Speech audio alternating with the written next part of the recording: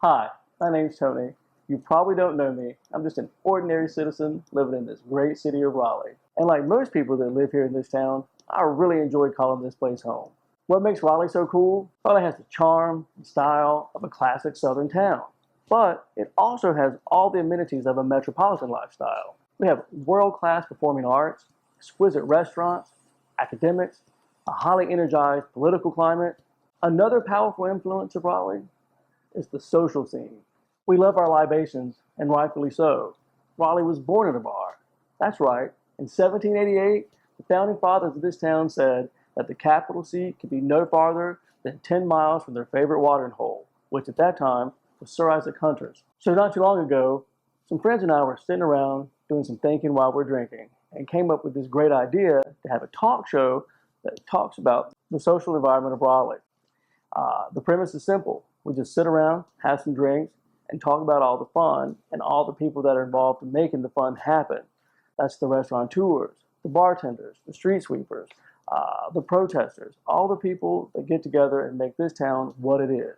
So with that said, continue watching the official pilot episode of Drink About It Raleigh. Hi, my name's Tony, and you're watching the very first episode of Drink About It Raleigh, filmed right here on location at Coglin's downtown Raleigh. With us is actually the owner of Coglin's, Zach Medford. Zach, man, thanks for being with us today. Yeah, good to be here. Thank you. So I thought it was fitting that you'd be the first guest of the show, since you are pretty involved in the community. You're a successful bar owner, and from what I hear, an overall nice guy, which is representative. I don't know who told you that, but... Probably all lies, but we'll believe it. So I just had a couple of questions we'd ask you, when we drink about it. Are you a Raleigh native? Yeah, I was actually born and raised in Raleigh. I grew up in 5 Points. Went to Inlow High School and even went to NC State University. Wow. And so for people that don't know about 5 Points in particular, that's also Hayes Barton, which is some upper crust society, Nice. Not my part, but yeah. We were just down the road from the Piggly Wiggly. Oh, yeah, the original Piggly Wiggly, which is now NoFo. Are you married? Yeah, I actually got married last May to my wife, Stephanie. Oh, congratulations. Thank you. Do you have any kids yet? Yeah. We have our son, Nathan, who is about to be 2, and then our son, Noah, who's 7. Nice, congratulations. We have a wild family. Where do you guys live now? Like, you still live in the downtown area? Or Yeah, we live over by Oakwood. Nice. In the Belvedere Park. Wow. Yeah. How would you describe Raleigh, North Carolina? Well, I was born here, so I got to see Raleigh go from just this sleepy southern town where there's not much going on. Right. Street lights would cut off at 11 p.m. and, everybody was in bed. But now, yeah. It's totally different. Yeah, it's this wild, vibrant city now. And I mean, it's just wild to me to see all these changes coming through. I mean, the incredible food scene, the nightlife, just the arts alone. I mean, there's so much that has happened in the last 10 years. And when we opened up Isaac Hunter's, our first bar, that was, 9 years ago now, it was exciting to watch those changes just happen so rapidly and to be there to be a part of it. Well, I'm glad you did. So what made you choose Sir Isaac Hunter as the name of your bar? Well, so the legend of Isaac Hunter's, it's actually a true story, was that Raleigh was founded in a bar a long, long time ago when the state capital for North Carolina was always moving. Wherever the governor was, wherever he kept his files, that would be the state capital. And the legislature decided that we need to go ahead and have an actual set state capital. So they sent out a commission to figure out what location would be the best place to put the state capital. And they narrowed it down to a large set of plots of land. And they decided that they would meet at Isaac Hunter's Tavern, which was kind of centrally located. It was just kind of the crossroads, whether you're coming from the mountains or from the beach. Everybody would always stop at Isaac Hunter's. They had plenty of rooms for people to stay. They had food. They had beer. He served the cherry bounce, didn't he? They had cherry bounce. Which is the official cocktail of Raleigh. That's right. Great. And so they had their meetings at Isaac Hunter's, and they went out and they visited these different plots of land all around this area. They looked at Fayetteville. There's a lot of competition. People wanted to sell their land to the government and make it the capital. So a guy named Joel Lane, he came up with a pretty clever idea. He was actually pretty good friends with Isaac Hunter. After the commission went out and looked at all the different lands, Joel Lane got them at Isaac Hunter's, bought them all rounds of drinks, and basically showed them the best night of their lives. Then the next morning, they held a vote, and lo and behold, Joel Lane's land won out. So Isaac Hunter and Joel Lane kind of. Never underestimate the power of drinking. Yeah, that's right. That's pretty cool. That's a good story. Like I knew a lot of that history, but I didn't know all the details that you just shared. So that's pretty badass. I'm glad you did that. As a successful person and a leader within the community, especially the bar scene, what do you see as the future of the Raleigh social scene? Where do you see that going? Well, I think that what you're seeing a lot now is people are moving away from these mega clubs. That's not really where anybody wants to be anymore. Instead, they want to be at small bars like Coglin's where it's kind of a community. You get to see familiar faces, and you kind of make it your bar. You do. I call it the Cheers effect. It is. Neighborhood bars are growing up. I mean, not just in downtown, but over on Person Street, you're seeing neighborhood bars. As far as North Raleigh, there's just little bars that people just have really fallen in love with. And that's, I think, also is why you'll see the brewery scene has done so well. Because if you really like Big Boss beer, then you're going to go hang out at the Big Boss tap room. Yeah, and they have a good environment there. Yeah, and it just creates its own community. I love what you've done here. Thank you. And like we may be skipping ahead on the question, but where did you get all your awesome Ghostbuster stuff? Like, oh gosh, we are collectors. We've been open in Coglin for 5 years, and through online sites like eBay, different Craigslist postings, whatever. I don't know if you just grew up with it, like this was like your collection. Oh, there's plenty scattered around the bar. I think is a lot of my childhood and my business partner's childhood as well. Oh yeah, that's another question too. But for the people that can't see on the cameras right now, Zach has some really cool Ghostbusters paraphernalia, which for me, being a kid of the 80s, Ghostbusters was it for me. Ghostbusters and Star Wars was oh yeah. For me. So I like your stuff on that. Thanks. Yeah, this room every year we come up with a different theme for the back room. And, oh yeah. It's our VIP lounge. 1 year it was Top Gun. 1 year it was trying to think. Billy, what are the other ones? What are the? We Top Gun, Ghostbusters. There's one more. Wait, what was it? What was the first one? Because I came to Coglin's when it first opened. Back to the Future. Back to the Future. It was once Back to the Future back here. So and then so every year we change it up. We like to keep it fresh. We always like to keep our classics. Yeah. How often do you guys rent this out for private functions? Yeah. Every weekend we sell booths back here. We will rent out the whole room if you have a big birthday party or we've had wedding parties. We've had business functions back here. Yeah, it's always available to be rented. The backdrop is really cool. This is really cool. Yeah. On my Facebook, in particular, I have a picture of us like this. It's a really cool pose, but it gets the most likes. Oh, really? Just for that picture. So it's pretty cool. We loved it. Yeah, that was something we were really proud of. So how long have you been in the service industry? I actually waited tables in college at Two Guys Pizza. If you remember that, back on Hillsborough Street. I was at Two Guys, at Two Guys Pizza, Applebee's. I started bartending at a place called Sam Sneed. Campus over here? Yeah, that's right. Back in the day, that was... Oh, yeah, that was the hot spot. That was, if you want to go to fancy dinner, you went to Applebee's.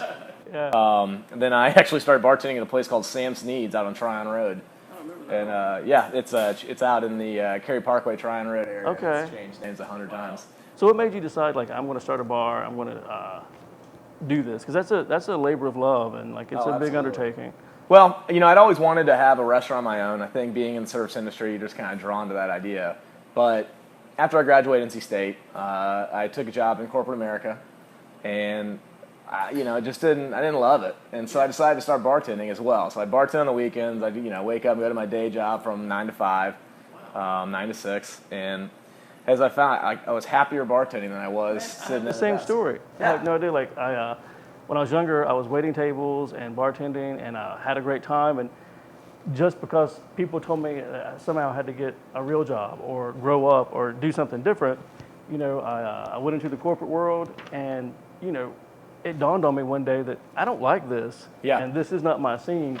So I went back to bartending and waiting tables, and life was happier for me. I like the people in it, and you just have fun. If you like people, I think it's a compelling field to work in, and I think that it's underrated.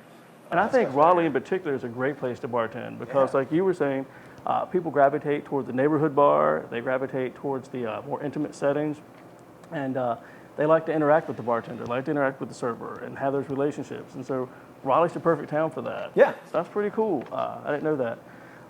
One thing that was important, was it a year ago or 2 years ago? It's been 2 years. Has it been 2 years already? Since we saved the patios. Wow. So everything that I read and saw, you really spearheaded the Save the Patio movement, which the Save the Patio movement was a response to the city council trying to get rid of the drinking on the patios, especially here in downtown Raleigh. Yeah, they were going to pass an ordinance that would basically not allow you to stand outside of Coglin's or Isaac Hunter's with a beer in your hand, and just, yeah, they wanted to basically ban outdoor drinking. Right. So we live in Raleigh. It's 5 months out of the year, if not 7 months out of the year. It's perfect weather to be outside. Exactly. So the fact that we have this beautiful city and we're not allowed to take advantage of it, I mean, it just didn't make sense. I think that the problem was that we had some squeaky wheels out there, that we just had a very small contingent of folks that really didn't like seeing what's happened to Raleigh. They don't like seeing these changes happening to what they like their quiet, sleepy southern town. And you're right, it was a very small group. Yeah. Because I remember when downtown Fayetteville Street was just the bricks, Oh, yeah. There was no cars, there was nothing happening at 5 o'clock. It was a ghost town, with the exception of a few places. And when we opened Isaac Hunter's, the street lights on our block didn't even come on Fayetteville kidding Street. me? Yeah. It took a couple of years before they like, oh wait, people actually stay out here after dark. And I think that's part of the movement. So many people were influential in changing that, because part of the Raleigh lifestyle is that people want to see Raleigh do well, and they want to see the people that live here do well. And so they rose up and it made change. Ashley Christensen was one person that was influential, and helped change it. Mayor McFarland was a great influence on that, and you were a great influence on that. So we really appreciate that. And so there were people changes, and because of your leadership and examples, other bars were opening, more intimate, smaller bars that depended on those seats outside for their income. Because if they didn't have those seats outside, they just couldn't make the business inside. So we thank you, because that was something that was especially important to me and all my friends. Yeah. We want to go outside, we want to drink, we want to celebrate all the hard work that people put for Raleigh. So we thank you. Hey, being able to sit out front of Patio beers with a beer in my hand and sit there under the oak trees on Fayetteville Street, I mean, it's worth it. It was something we really fought hard for. It was meeting after meeting after meeting, and it's hard to change making a political movement like that, whether it's small or large, is hard. Getting people to change their minds or change their vote so it's pretty impressive that it takes persistence, that's for sure. It's a grind, but I think it's worth it. I think that Raleigh's better off for it. Well, you're pretty involved in the community as a whole, not just on Save the Patios, because you're a part of the Oak City Outreach program. Yeah, I've actually spent a lot of time this year helping to do fundraising events for the Oak City Outreach, which is part of the Wake County Continuum of Care. And basically our goal is to completely eliminate homelessness in Raleigh by bringing in this multi-services center that the City Council recently approved. Wow, that's pretty impressive. Right now, if you're homeless, you have to take buses from A to B to C to D just to get your food stamps, just to get fed, have a place to sleep. It's extremely hard. As far as mental health services or job placement services, it doesn't really exist.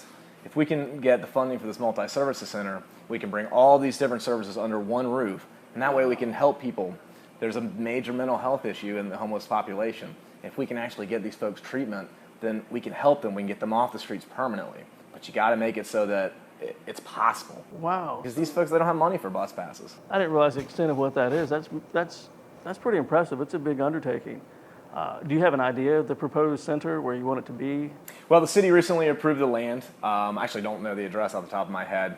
To be honest, the director of the center, Shauna Overdorf, would be someone that would be great for you to talk with. She's there, boots on the ground every day, taking care of these people and helping try and find ways to, solve the problem of homelessness as we know it in Raleigh. For me, it's just fun to be able to put on these events and fundraise for her and for the partnership. That's pretty cool. We're doing a similar project for Under One Roof, the food pantry there. Again, it's one of those things, they have to take a bus to get to it, and sometimes they can only carry so much because it can break, or the bags don't carry, or they have to travel such a long distance. But we're holding a fundraiser on May 20th to help stock the shelves for the food pantry to make it a little easier for them. But I hope we can get more involved in things that you're doing, which are making a significant long-term impact instead of just immediate need. So that's pretty cool. I think it's great. I mean, it's things like what you're doing and what we're trying to do that are going to help bring the city closer together and, hopefully bring Raleigh into the future in a way that is great for everybody instead of just a few. Well said. That's exactly right. And this is representative of what Raleigh is all about. People want to see other people in this town succeed, and it's such a strong culture that people that move here from all over the world and other parts of the country, they assimilate into our ideals of hospitality and graciousness, and bring forth their other cultures like the food, the fashion, the political perspectives. But the one thing that remains the same is that we all want to do well, and so you're showing that. Yeah, well, I mean, it's a saying, we've said it forever in Raleigh, y'all means all. Yeah, and that means that we want to get everybody together, no matter what walk of life you're coming from. It's a place where we want it to be a welcoming community. Dude, and that's what you do. So with your bars, I know you see a lot of things over the years. So what's the craziest thing you've ever seen in one of your bars? Back when they were filming Bad Granddad with Johnny Knoxville, Johnny Knoxville decided to make Coglin's his hangout spot. So every weekend he would be back here with his entourage. And as far as I could tell, that man can drink. So Johnny Knoxville was back there knocking back shots. I love Johnny Knoxville. I watched all. It was awesome. He was a really super nice guy, and he just wanted to be treated like a normal person, which I thought was really cool. But he doesn't act like a normal person. So. Oh, not not in front of the cameras. I think off screen he was like, he just wants to be able to enjoy the bar. So it was awesome having him, and I was just kind of that is badass. A little starstruck. I would be. Johnny Knoxville, like celebrities I don't get starstruck with, but like people that like Johnny Knoxville are people that. The man's an athlete. Yeah, more my speed. So a couple more questions. So we know that the Cherry Bounce is the official cocktail of Raleigh, and they serve it at Star Isaac Hunters. But what's your favorite cocktail? I'm a bourbon guy.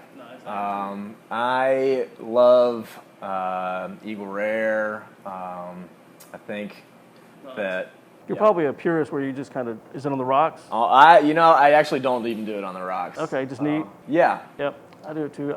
Yeah. I recently discovered a few years ago Basil Hayden, which is just an 8-year thing, but I like it on the rocks with a PBR or a Jameson Neat with PBR. Hey, that's what I was going to say. If I could, if I had, the perfect world to have a glass of E.H. Taylor and a PBR right there. Yeah, that's another thing too. Like I love people that get the PBR culture. You know, it's the high class, low class. And I've even been to fine dining restaurants where they'll offer up the tall boys, and that tells me they get it. God, we at Isaac Hunters, we probably paid the bills with PBR. Yeah. I mean, that's what I get every time I go. 8 years ago, that was what everybody drank. We sold more PBR than anything else, and that's cool. I mean, now there's so much more craft beer. That's a hard living at $2 a time. Sure, yeah. Well, hey, you scrap and you scrape, but. But I do love it, and Jameson, and if PBR isn't available, I will. Enjoy High Life. That's my thing. Oh, yeah, High Life. Which people judge me. I got judged yesterday at a restaurant I won't say, but I asked for PBR, and I got the what kind of place you think this is kind of thing. But and then one last question. What's your favorite '80s song? Oh gosh, I just want to dance with somebody. Really? Oh, I think that may not even be an '80s song though. That might be I think that is like '92. Is it? Oh, it's like '89 or '92. It's got to be like '89. I was in high school. Yeah, well, that's a great song. It is. I didn't peg you for that. What do you got there? Oh, come on, that song comes on to me, the best songs are the ones when they come on, the DJ plays them. Everybody in the club stops, and you can look around. They're all singing it to each other. I've seen that happen all the time here at Coglin. I mean, all the time. You had a DJ, I don't know if she still comes in or not, but she would come in with a little table, and she was really good at doing requests. That's Q. Is it? Yeah. Does she still come in? Q actually moved to Baltimore, but she comes back and does special appearances here from time to time. She could really motivate the crowd. Like, she'd play a song, and everybody would start singing and dancing, and, it was a good vibe. I like coming. That's the beauty of the music from the 80s and 90s, is that there was just some incredible music out there, and it wasn't cynical. It was sincere. And it was. So that's what makes Coglin so amazing. It transcends in today. Like, I mean, people that are not even 21 yet still know all the words to 80 songs that I know. So it's pretty cool. It's like a little connection that keeps. Yeah, I think it's awesome. Well, man, I appreciate you taking the time to meet with me today, and I look forward to hopefully working with you on projects in the future. It sounds like you're doing a lot. So, man, I'm glad to work with you. Thanks, man. I appreciate it.